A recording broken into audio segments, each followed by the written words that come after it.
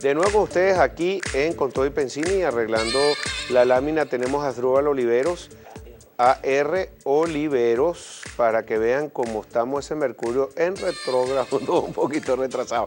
Asdrúbal, un placer volver a hablar contigo, contigo esta mañana a través del programa en Mágica 99.1 FM, para que valga la cuña. Y hablamos de un tema que nos afecta a todos los venezolanos. Hoy sacaron las cifras de lo que se necesita para vivir. Aquí todos nuestros compañeros saben, 13 sueldos mínimos para apenas cubrir la canasta alimentaria, sin poner lo demás. Por eso el Nuevo País titula hoy un gran titular, comer es imposible.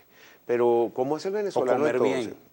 O comer bien. ¿Cómo está haciendo el venezolano? ¿Cómo hace esa ama de casa que va todos los días, hace colas y a lo mejor llega a las 6 de la mañana y son las 11, se termina la cola y no consigue ese producto, o se le metieron unos bachaqueros? ¿Cómo hace ese ser humano que trabaja todos los días, tiene 2 y 3 sueldos mínimos y ni siquiera le alcanza? ¿Qué está haciendo el venezolano? Bueno, Pedro, agradecido de estar otra vez aquí en tu programa. Gracias a ti. Mira, yo creo que una de las dimensiones más dramáticas de la crisis que vive Venezuela, que en mi opinión es la peor que tenemos en nuestra historia contemporánea, es el empobrecimiento de nuestra población de forma acelerada, ¿no? Si tú revisas las cifras de pobreza que teníamos hace 2 años, hablábamos de 30, tal vez un poco más de pobreza, y ya hoy, basado en la encuesta en COVID, estamos por encima de 70%. Es decir, la pobreza en apenas 2 años más que se duplicó la pobreza de ingresos, y eso te está diciendo entonces los efectos, digamos, perversos que tiene esta crisis y, digamos, la no solución de la misma. El venezolano, en términos de, digamos, de su dinámica del día a día, pues está seriamente afectado, no se está alimentando bien, no tiene acceso a la salud, como lo veíamos con el invitado anterior, tiene graves problemas en términos de empleos precarios, es decir, lo que recibe no le alcanza para su día a día, y adicionalmente pues fuertemente afectado en su calidad de vida en términos de desabastecimiento, colas, problemas con los servicios públicos,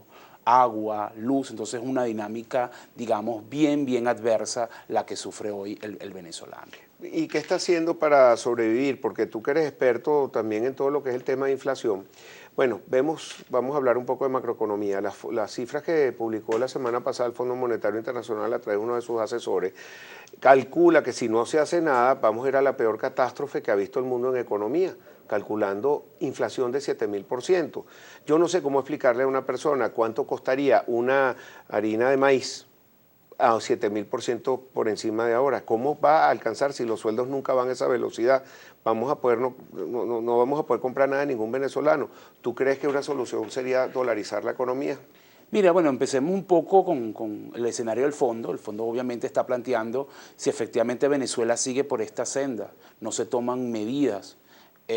Digamos que la hiperinflación está a la vuelta de la esquina, eso es un poco lo que está allí, y que incluso muchos colegas hemos venido alertando sobre el tema, ¿no?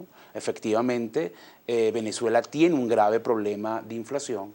No es nuevo tampoco, solamente que con el paso de los años, y yo diría que a partir de 2012 se ha agravado mucho más, hoy tenemos un problema crónico de inflación, ¿no? Antes teníamos inflación alta y persistente, de ahí pasamos como que a una nueva categoría de gravedad, que es una inflación crónica, ¿no? Y que efectivamente la siguiente categoría, si seguimos en este ejemplo, es la hiperinflación. Entonces, si no se toman correctivos, efectivamente vamos a llegar allí, y ese es el llamado de alerta que hace el fondo. Más allá de los elementos macroeconómicos de la hiperinflación, el elemento clave para la gente que probablemente nos escucha hasta ahora es que la hiperinflación implica un empobrecimiento mucho más agresivo. La capacidad que tú tienes de enfrentar eso prácticamente desaparece. Es como un tsunami que te arropa y no hay manera un poco de escapar. Y adicionalmente también tiene una capacidad destructora sobre el sector productivo, sobre el sector privado. O sea, es un país que queda prácticamente devastado, ¿no? Claro, hace poco nos comparaba el New York Times con la economía de Zimbabue, pues estamos muy parecidos, y publicaron una gráfica donde vemos cuando Zimbabue se disparó. Era The Economist. The Economist, perdón, Exactamente. yo lo leí en el New York Times, seguro lo replicaron, pero lo importante es que ellos pusieron una gráfica que se disparaba como al infinito y Venezuela va por la misma senda de Zimbabue. Y ponían dos gráficas, dos fotografías de Venezuela con los anaqueles vacíos y una mujer en Zimbabue igual. ¿Somos Zimbabue? ¿Venezuela es Zimbabue o no es Zimbabue? Bueno, no, mira, efectivamente, bueno, más allá del tema de escala que tiene la gráfica, porque todavía la manera como va Venezuela digamos, no se acerca allí, pero uno de los puntos que tiene la hiperinflación es que como una enfermedad silenciosa, ¿no? Efectivamente tú vienes con una inflación muy alta, hablemos de 10-15% intermensual, que ya es de gravedad, y probablemente te puedes saltar de un mes a otro de una forma en que tú no lo esperabas. Eso es uno de los elementos que tiene el elemento hiperinflacionario por el cambio en las expectativas, que es un punto clave, ¿no? En los agentes, la gente renuncia a tener bolívares. Eso es un poco lo que decimos técnicamente los economistas. Hay una caída de la demanda de dinero y tú no quieres tener bolívares, renuncias totalmente al bolívar y te refugias en bienes o en otras monedas como mecanismo de protección, y eso genera una escalada de cambios de precio, además de cambios también en el lado de la oferta. Entonces, efectivamente, eso es un poco, Venezuela tiene algunos síntomas de eso. Efectivamente, la gravedad del problema de escasez prefigura un poco ese paralelismo que se hace con Zimbabue, y efectivamente los niveles de desabastecimiento son bastante crónicos, en algunos rubros superan el 90%. Entonces, efectivamente, urgen entonces correctivos para eso. Es un poco el llamado de alerta que se hace desde los analistas, ¿no? Si usted no corrige la situación que está teniendo Venezuela, efectivamente el escenario de la hiperinflación, que hace años tú hablabas con cualquier economista venezolano y te decía que no era posible, hoy efectivamente es una posibilidad, es un hecho factible y es lo que se puede evitar. Todavía estamos a tiempo de evitarlo, pero eso amerita correctivos profundos que tienen que tomarse. El vicepresidente de la República, Aristóbulo Esturi, segunda vez que sale del programa, pues está dando muchas declaraciones.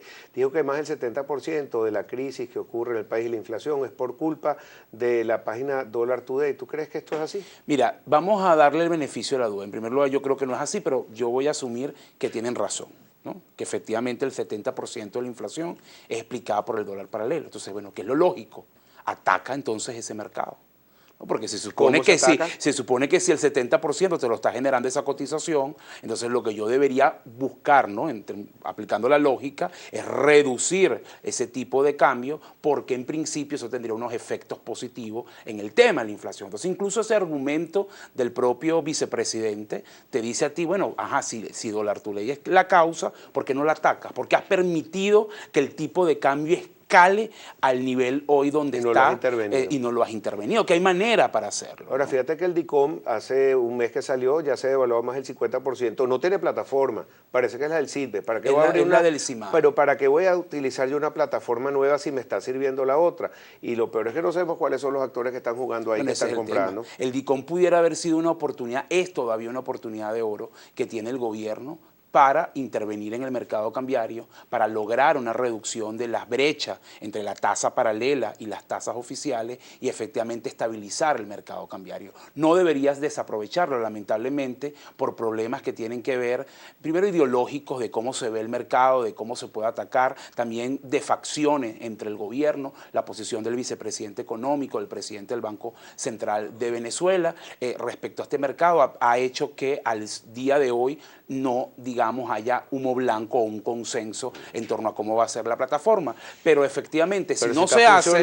Pero si está funcionando... Bueno, depende para qué esté funcionando, Pedro, porque efectivamente al gobierno le funciona porque va depreciando la moneda y en parte PDVSA se puede beneficiar de esa tasa más alta. Pero si yo no abro ese mercado, no permito que la demanda funcione en forma transparente, la asignación de las divisas sea transparente, la presión sobre el dólar negro se va a mantener.